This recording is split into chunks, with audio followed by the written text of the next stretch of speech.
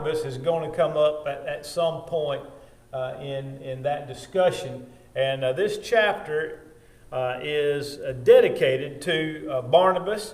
But just to be perfectly honest, this chapter is a lot more about Mark than it is Barnabas. But it's about Barnabas in the background. All right, and I think that illustrates a lot of what we're trying to accomplish in this study of encouragement. That so much that gets done by our brothers and sisters in Christ is accomplished because of the unseen efforts that other brethren put forth, either in instruction or in admonishment or encouragement, whatever those things might be. And so while much of the text of the lesson concerns John Mark, again, behind the scenes is the account and the help of Barnabas. And the opening lines here are really, I think, well constructed as we think about the work of Barnabas as it's manifested in the life of John Mark. He talks about a thing that we see a lot in this part of the country, which is a late frost after 2 or 3 weeks of spring weather, and how that late frost, when you get 3 or 4 weeks of that good spring weather, and then the trees start to bloom and things start to burst forth in color, and then the late frost comes and just destroys everything. I can remember since we lived here, and I don't remember how many years ago it was. When you get old, you just what you think was 5 years ago was 15. So I'm going to say at least 15 years ago, we had a very, very late, hard frost. After and I'm not talking about like the dogwoods and the things that bloom early. I'm talking about the oak trees. The oak trees had bloomed and had almost even got past the bloom stage, and we got an unbelievably late, hard freeze. And those trees dropped all their leaves. And a lot of those oak trees didn't put their leaves back on. I mean, it looked like winter in a lot of part of this part of the country, because those trees were so late getting that bad frost that they never put leaves back on. A lot of them didn't put acorns on, and so there was a very destructive frost after the first bloom. And so what Brother Johnson writes about is that in the life of the early Christian, there is this bloom or this blossoming of a new life in Christ, and that when that takes place, there is a tremendous amount of excitement on the part of the one who has just obeyed the gospel. And then he makes the note here in the second paragraph. He says, there's this, what he calls breathtaking energy and enthusiasm. He says, and yet just as this is about skipping a couple sentences, just as their spiritual beauty is about to burgeon, youthful hope and ideals are cut short, nipped in the bud by discouragement. And I can remember on more than one occasion in the last 25 years making almost this exact same statement, not word for word, but I mean making this point that and you hate when any person obeys the gospel and begins their life, that they need to be warned, and that you have to tell them there's a time of discouragement coming. Before it ever gets here, I say I'm just going to tell you there's a time of discouragement that's going to come. I want to be real about this, because you're going to find that not everybody in the church is as excited about being a Christian as you are right now. And your excitement is good, and it's right, and it's helpful, and it's hopeful. said, but there's going to come a time when you're going to look around and you're going to wonder why people aren't excited about being Christians the way you think they should be, and you're probably right. You know, they've lost their enthusiasm for living the Christian life. I said, I just want to prepare you for that. So I don't want to discourage you, but I want to prepare you for what is inevitably going to happen. And I said, and when that happens, you know, I want you to know that you can talk to me, and we can talk about some things and work through these things. And so I think it's just a natural part of becoming a child of God, because just about everywhere I've ever lived, these things are somewhat, I guess, and tragically, a reality. All right, now in on the top of page 122, we get to the introduction of Barnabas in the first full paragraph. Barnabas was a master at motivating demoralized people and providing them with the courage to make their spiritual lives bloom. Now, first thing we need to remember is Barnabas was not the man's name. His name was Joseph, or Joses, depending on what translation of the Bible that you're reading. We don't know anything about him until Acts chapter 4. Now, Acts chapter 4 is obviously in the earliest days of the church, that Barnabas is one of the first converts, one of the earliest converts from the Jewish nation, from Judaism to Christianity. Also, I think it's important for us to consider the character of the man, in that he is described as a Levite, which would have been the priestly tribe. And so, you know, there were, I guess we might say, tremendous ties to Judaism that Barnabas had that perhaps not everyone else had. And yet, becoming a Christian, I think that his background as a Levite may have been a help to him in helping these others. And just kind of walk with me through this. You know, there are 12, there are the 12 sons of Jacob, or the 12 tribes, right? And yet Levi is not one of the 12 tribes, right? He's one of the 12 sons, but he's not one of the 12 tribes.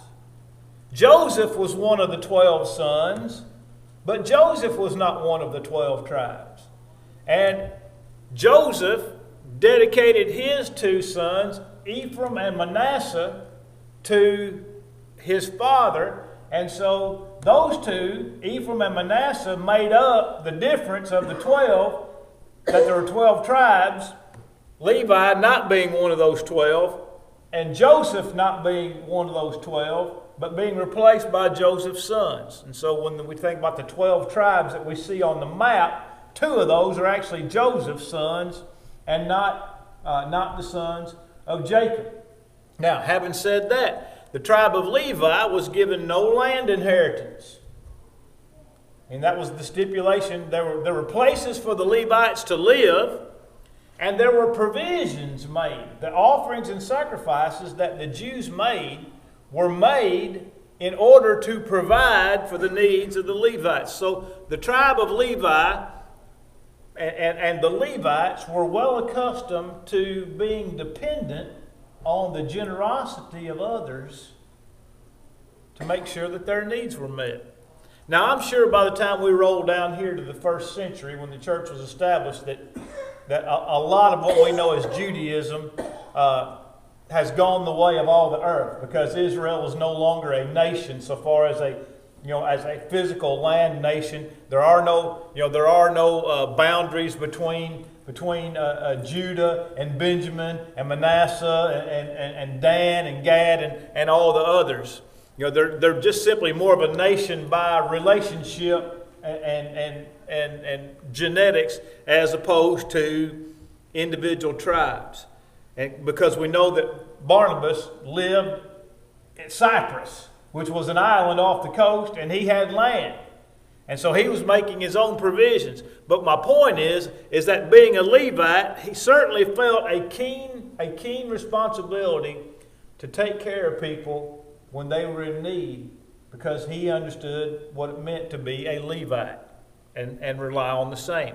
So in the days of the earliest days of the church, when there was a need to take care of the brethren, Barnabas was one of the very first ones to step up, sell his property, sell what he had back in Cyprus, and bring the money and give it to the apostles for distribution to those who were in need.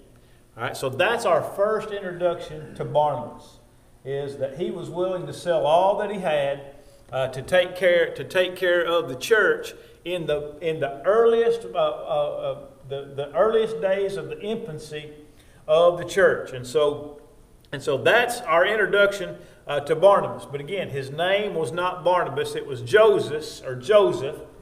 He was called Barnabas by the apostles because the name Barnabas means son of encouragement. When you read in your New Testament, when you read somebody with a name that begins with the letters B-A-R, that means son. Son. For example, when Jesus said in Matthew 16, "Blessed art thou, Simon Bar-Jonah," that means son of Jonah. All right? And so the name Barabbas, who was the one released instead of Jesus, his name Barabbas, son Bar-Abba, father. He was called the son of his father. All right? And so he's called Barnabas, son of encouragement. And so it was a name given to him based on, not on some, we call it a nickname of sorts. But it wasn't because of some physical characteristic that he had, like big boy, or slim, or any other physical type nickname that somebody might have. But it was a nickname based upon the character of the man. That he was such an encouraging individual that they gave him a name that reflected the encouragement that he gave to other people. Now that's an incredible. That's an incredible thing to think about when you think about this man. That he was such an encourager and such a great encourager that they nicknamed him basically the encourager. The encourager. All right, and so we find this introduction to him here in Acts 4. All right, now we're going to switch back to John Mark in an interesting piece of biblical literature from Mark 14, 51 and 52. When Jesus was taken into custody in the Garden of Gethsemane, in Mark 15, 51 and 52, after all the disciples forsook Jesus and fled, in verse 50, it says, "Now a certain young man followed him, having a linen cloth thrown around his naked body. And the young men laid hold of him, and he left the linen cloth and fled from them naked." Now, this is the only place in any of the four gospel accounts where this is found. It's not found in Matthew, it's not found in Luke, it's not found in John. Moreover, it's not found referenced anywhere else in the Scriptures. But I think, and rightfully so, that Brother Johnson, the author of this book, rightly identifies the person in this account as being Mark. In other words, Mark wrote the Gospel of Mark, and even though all of the Gospel accounts are anonymous, in other words, none of them say, this is the Gospel that I, Matthew, have written, or this is the Gospel that I, John, have written. We understand. We know who wrote these letters, even though they don't expressly identify themselves. But because of the nature of this account, and I think what he says is right, is that when a person writes an account like this, especially if they were there, that there will be details that pertain specifically to them that others would not have written. For example, Matthew was there when all this happened. Right? But the Bible says, if you look at this account, that Matthew and them had fled, so there would be no reason for Matthew to have seen it. Luke was not there, because he became a Christian later. And John was there, but John was also among those that fled. And so Matthew and John were both present in this particular case, but none of them would have had reason to have seen or known about this particular incident. And so I think, and again, it can't be proven that Mark is writing about himself, but that's really the only thing that makes any sense, because it doesn't really add anything to the overall story, other than the fact that here's an unnamed, a young man, unnamed, who was following at a distance and barely escaped, and basically, left his bathrobe, left his bathrobe in their hand and got away. And then that's the end of the account. We don't know who it is. We don't know anything else about it. But I think that's a fair statement to make, that it's in all likelihood it is Mark writing about himself. Now, on page 123, and the reason he mentions this is just to let us know that Mark has an association with Jesus from the very earliest days.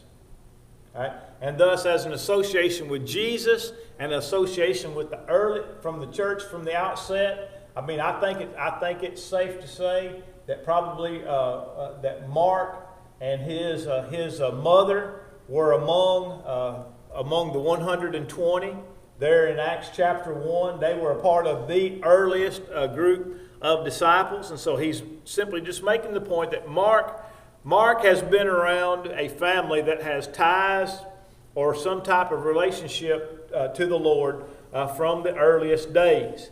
Okay, and so then we get to page 123, and you have also influence in the life of Mark, the Apostle Peter. Now, James and Peter had been cast into prison, and the Bible says that in Acts chapter 12, that Herod killed James, the brother of John, with the sword. That's one of the apostles now. All right? He took James, the brother of John, and basically beheaded him. I would assume that would have been the source or the type of death, because he was killed by the Jews and not by the Romans. Then it says, when he saw that Herod saw this thing pleased the people, he took Peter and cast him into prison and was holding him there, intending, and the Bible says, to bring him forth after the Passover. In Acts 12 and about verse 5.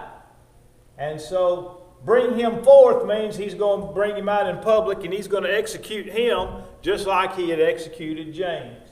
And so the church is making prayer night and day without ceasing on Peter's behalf.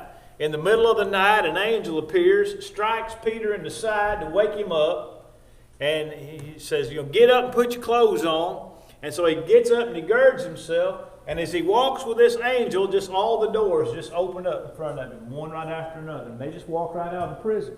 Then they walk right out of the gates of the prison into the city, and all this time Peter has no idea that what is happening to him is real.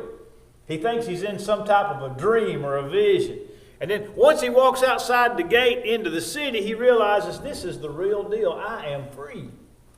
And so he goes to where the disciples are, and he knocks on the door, and a little girl answers, and she sees Peter outside the door, and instead of letting him in, she runs back in to tell everybody that Peter's at the door. And nobody believes her. They said, it's just his ghost or his spirit. Now, as an aside, what were those people praying for? Peter to get out. For Peter to get out, right? Prayer made without ceasing night and day for Peter to get out of jail. Peter gets out of jail, the report comes and nobody believes it. But obviously she insisted. They went.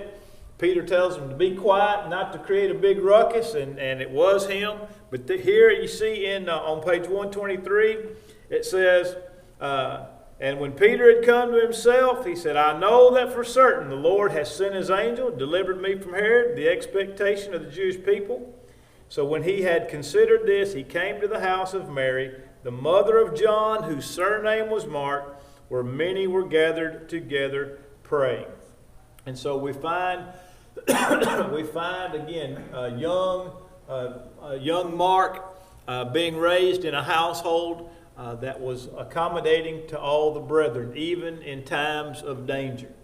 You know, the persecution had begun in earnest against the church in Jerusalem.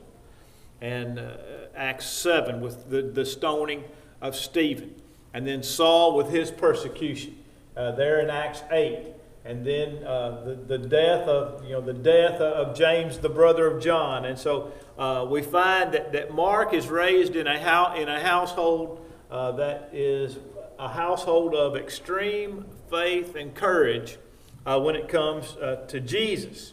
All right, so now let's move on over to page 124, actually the bottom 123 to 124. It says, just as Peter was sure where he could find welcome and refuge, there was no question in Mark's mind about what was important in his mother's life. The home John Mark knew was one where Christ was king, and the immediate family affords life's greatest opportunities for encouragement, and Mary used them to the fullest. And so what we're finding is that Mark is receiving great instruction and example at home, not unlike Timothy from 2 Timothy 1 and verse 5, where Paul spoke of the faith that was in Eunice and Lois, and that Paul said, I'm convinced is in you, speaking to Timothy as well.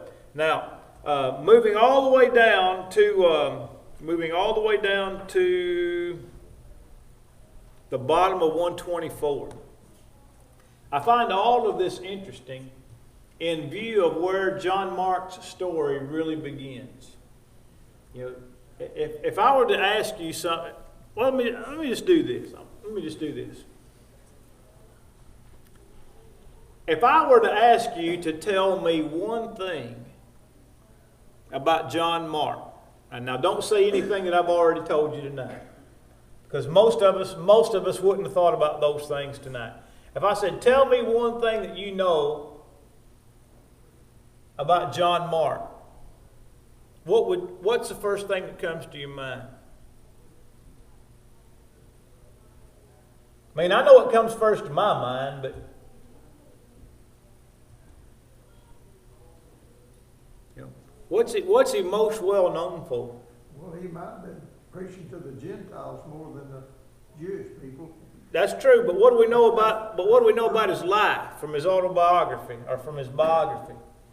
What's the one event? What's the one event in his life that is kind of the marker for him?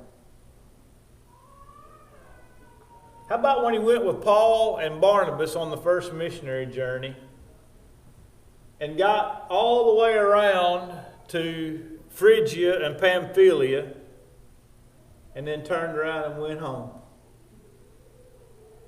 Does that sound familiar?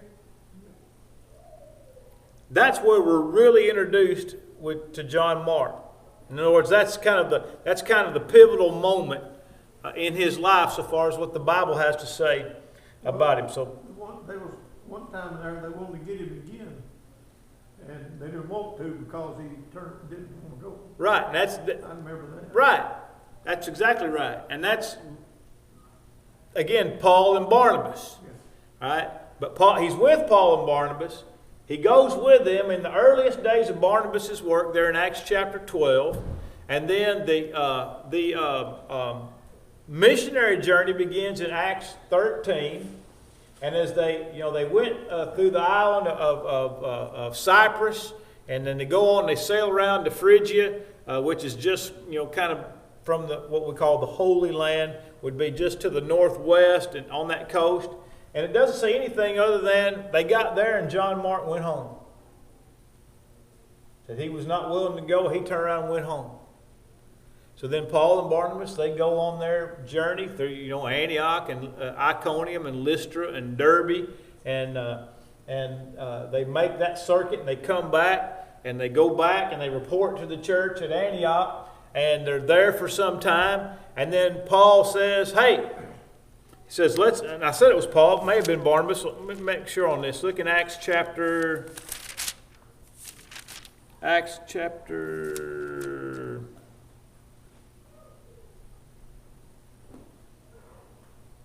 man, I'll find it here in a second.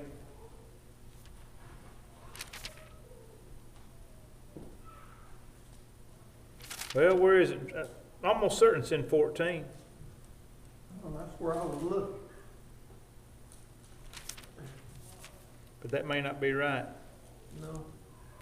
It's 1536. It's after I should have known it was after the incident with the Judaizing teachers in Acts 15. All right? 1536. After some days, Paul said to Barnabas, let us now go back and visit our brethren in every city where we preach the word of the Lord and see how they are doing. All right? So Barnabas he's agreeable to that. It says, but now Barnabas was determined, the word there means to be resolved. In other words, I'm not going unless. Barnabas was determined to take with them John called Mark.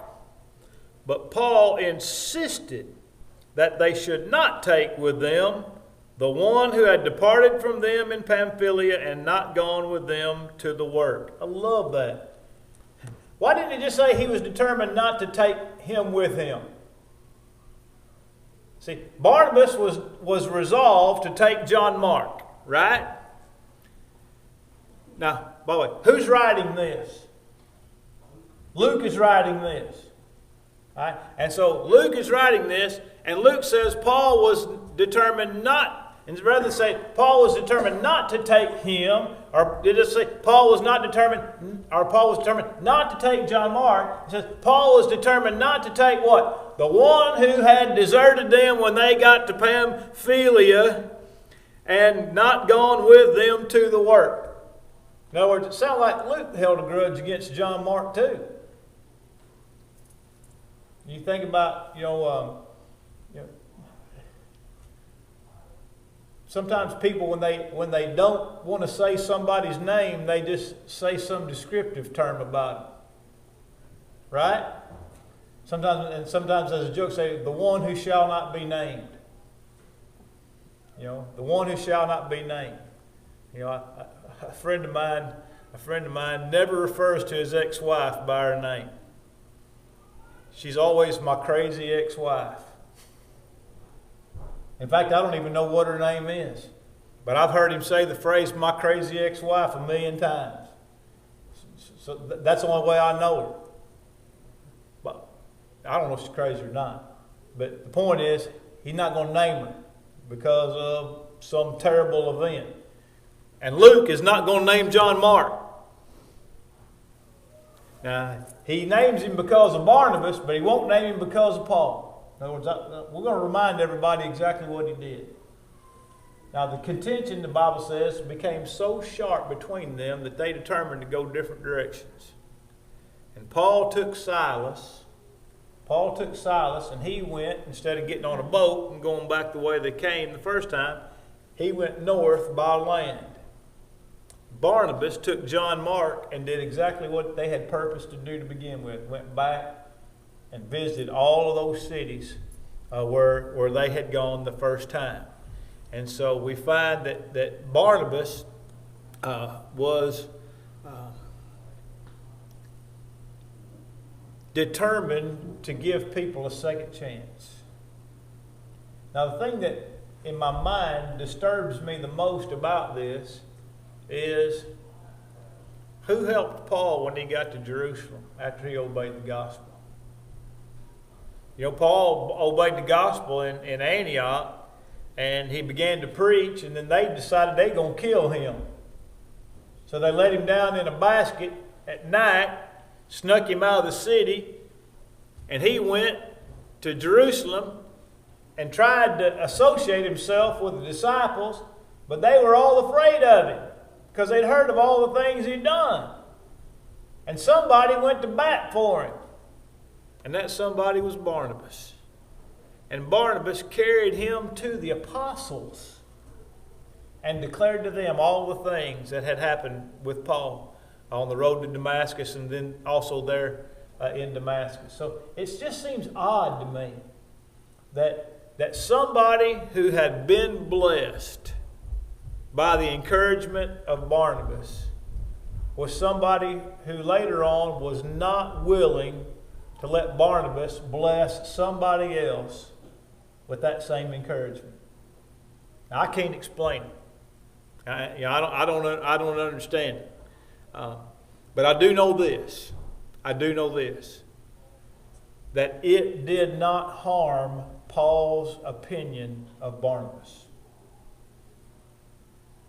When we read Galatians chapter 2, where there was hypocrisy in the early church leadership, particularly on the part of Peter, about their attitude toward the Gentile Christians. And there was James, and there was Peter, and there was Barnabas, those three men listed by name. But here's what it says. Paul said, even Barnabas was caught up in this. Even Barnabas. What's that mean? That's the last guy I expected. The last guy I expected to get caught up in something like this would be, even Barnabas got caught up in it. And so that tells you somewhat of the relationship that those men continued to enjoy so far as their respect for one another.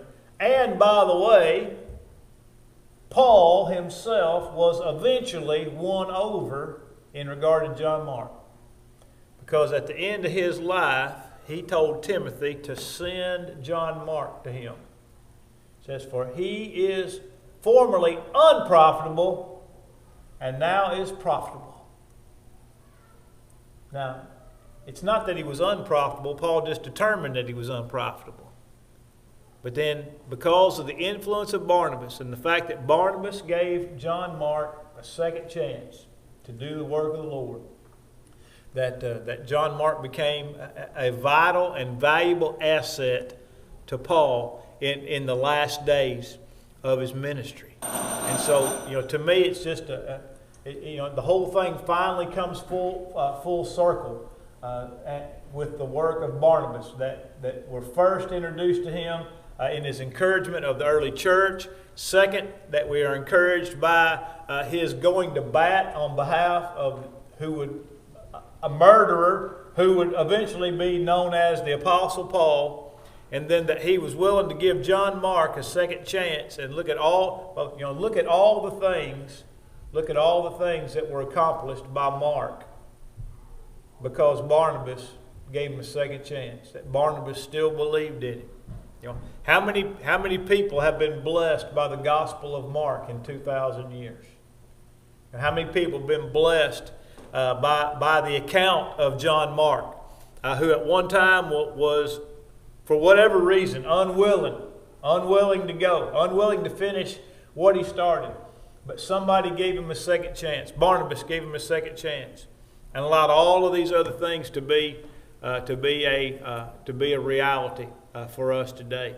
And so we understand through this account the power of second chances. We understand the power of forgiveness. We understand the power of faith. We understand the courage that it takes to do what one believes is right. It would have been really easy for Barnabas just to say to Paul, you know what? It's not worth us fighting over this. I'll just tell him to stay at home and we'll go on. He can go with somebody else. He can go some other place. Maybe we can get Silas to carry him somewhere. It would have been a whole lot easier for Barnabas just to give in and let Paul have his way. But that wasn't what he was about. And so I love what we learn. I just love what we learn about Barnabas and the exercise of his courage and his faith, particularly as it pertains to the life of John Mark. All right, any questions or thoughts about any of that? Well, mainly don't give up on anybody. That's right. That's the main thing. I think you're right. I think you're right. I mean, because you don't never know for sure what's going to happen. Well, that's right. That's true. All right. Fixing to get us another bell, so I'll just go ahead and shut this off. Next week, we'll start on page 133.